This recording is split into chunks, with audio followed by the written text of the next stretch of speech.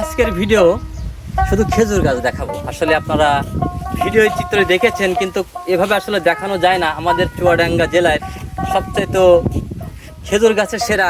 আপনারা আসলে শীত মৌসুমে অনেকেই কিন্তু ঘুরতে যান, একবার আমার জেলায় এসে দেখেন। আসলে এই শীত মৌসুম আসলেই কৃষক এই খেজুর গাছ নিয়েই কিন্তু ব্যস্ত সময় পার করে, গুড় তৈরি করা নিয়ে ব্যস্ত সময় পার করে। খেজুর গুড় আমাদের চুয়াডাঙ্গা জেলায় বিখ্যাত। সেই গাছগুলো কীভাবে দাঁড়িয়ে আছে সেটা আমি এখন দেখাবো। তবু এখন সময়ের ব্যাপারে আসলে খেজুর গাছগুলো খুবই কম হয়ে গেছে। কারণ কম হয়ে যাওয়ার কারণ একটি, আসলে গাছ কিন্তু বর্তমান যুব সমাজ কিন্তু কাটতে চায় না। সেটাই এখন শুধু রাস্তার দুই পাশ ধরে শুধু গাছ, শুধু খেজুর গাছ। কিন্তু একটি সময় কৃষক তার জমিতেও কিন্তু চাষ করতো, যে এই খেজুর গাছ লাইন ধরে কিন্তু লাগাতো। সেটা কিন্তু সময়ের ব্যবধানে এখন কিন্তু হারাতে বসেছে। চুয়াডাঙ্গা জেলা এই খেজুরি গুড়ে বিখ্যাত, এখনও কিন্তু কাছে, সামনের দিনগুলোও থাকবে ইনশাল্লাহ। আমরা আশা করি আপনারা যারা আমার বাংলাদেশের মানুষ আছেন, ঘুরতে বিভিন্ন জায়গায় ঘুরতে চান, অবশ্যই আমি বলবো আপনি আমার জেলায় আসেন। চুয়াডাঙ্গা জেলা সরোজগঞ্জ বাজার বিখ্যাত খেজুর গুড়ে নামকরণ করেছে, সেটা তো আপনারা জানেন। সেই চিত্রগুলো কিন্তু আমি আপনাদেরকে দেখানোর চেষ্টা করছি। যতদূর চোখ যায় রাস্তার দুই সাইডে কিন্তু শুধু খেজুর গাছ আর খেজুর গাছ। দূরে যতদূর দেখতে পাচ্ছেন এই সাইডে কিন্তু খেজুর গাছে ভরা। আসলে ক্যামেরার মাঝখান দিয়ে কিন্তু অত দেখানো সম্ভব নয়। হয়তো আপনারা মনে করেন যে না, ভিডিও করলে অল্প কিছু দেখানো যায়।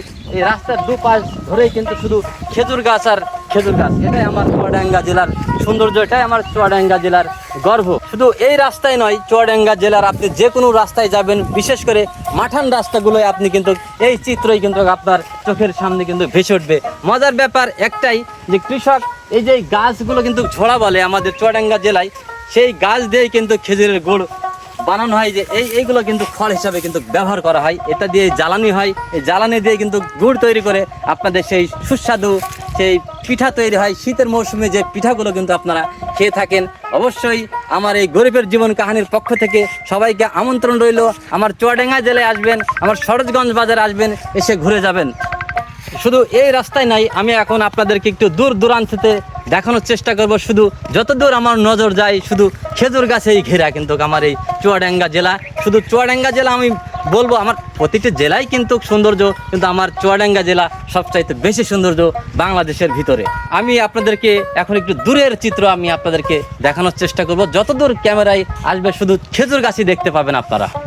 আপনাদেরকে একটু দূর দূরান্তের কিছু চিত্র দেখানোর চেষ্টা করছি। আসলে যেভাবে দেখছেন যে খেজুর গাছ, এমন মনে করেন চুয়াডাঙ্গা জেলায় প্রত্যেকটি রোডে এই পরিমাণ খেজুর গাছ কিংবা এর চেয়ে তো বেশি খেজুর গাছ চারিদিকে। এখন হয়তো বাগানগুলো আগের মতো দেখা যায় না, তবে রাস্তার কোলে এইভাবে মানে খেজুর গাছের কোনো কমতি নেই। তো আপনারা অবশ্যই এসে ঘুরে যেতে পারেন আমাদের সেই চুয়াডাঙ্গা জেলা সরোজগঞ্জ, কিংবা এক কথায় বলা যায় চুয়াডাঙ্গা জেলা সব জায়গায় একই পরিবেশ, মানে খেজুর গাছের কমতি নেই। আঙ্কেলের সাথে একটু কথা বলবো, আসলে খেজুর গাছ সম্পর্কে তারাই কিন্তু বেশি বলতে পারবে। এখন তো খেজুর বাগানই নেই। খেজুর রাস্তার কোনো কয়টা গাছ, তাছাড়া বড় গাছ নেই তো। বড় গাছ নেই। বাগান কে বাগান, আগে অনেক বাগান ছিল না? বহু বাগান, এখন তো বাগানই নেই। বাগান থাকবে কি, গাছ কাটতে তো কেউ রাজি হয় না। এখন তো বর্তমান না না, গাছই নেই। গাছই নেই, গাছই আছে না, গাছই না থাকার কারণেই কিন্তু গাছগুলো বিলুপ্তর পথে। মানুষ তো আগে জমি দিয়ে, এখন রাস্তার কোলে যা গাছ, তাছাড়া বাগান নেই। এখন তো খেজুর গাছ নেই। তবুও কিন্তু আমাদের সরোজগঞ্জ বাজারে কিন্তু এই খেজুরের গুড়ে বিখ্যাত। হ্যাঁ, আসলে সময়ের ব্যবধানে সবকিছু আসলে বিলুপ্ত হওয়ার পথে।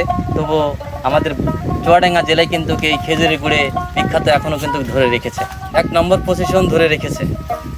তো সেই যখন আরো 20 বছর পেছিয়ে যায়, সেই সময় গুড়গুলো কিভাবে বেচা কেনা হইতো, সেই সময় তো কিভাবে বিক্রি হইতো, সেই সময় গাড়ি বোঝাই দিয়ে বিক্রি হইতো, সব গাড়ি বোঝাই দিয়ে যেত। এই বড় বড় কলসে নিয়ে যেত, এই ছোট ভাড়ি নিয়ে যেত, গাড়ির সাথে মুন্সিগঞ্জের হাটে নিয়ে যেত।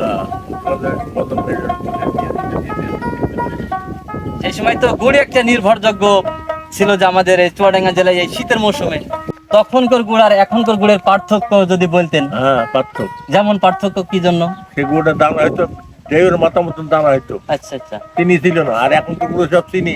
এখন সব চিনি ভেজাল করে। চিনি ভেজাল। আসলে সময়ের ব্যবধানে আসলে সবকিছুই ভেজাল। যেখানে যখন তার চিনি জ্বালা, তখন মাইটে জ্বালার গুড়। মাটি জ্বালার গুড়। মাটি জ্বালার গুড়। অবশ্যই যারা গাছি আছেন আপনারা চিনি মিশাবেন না।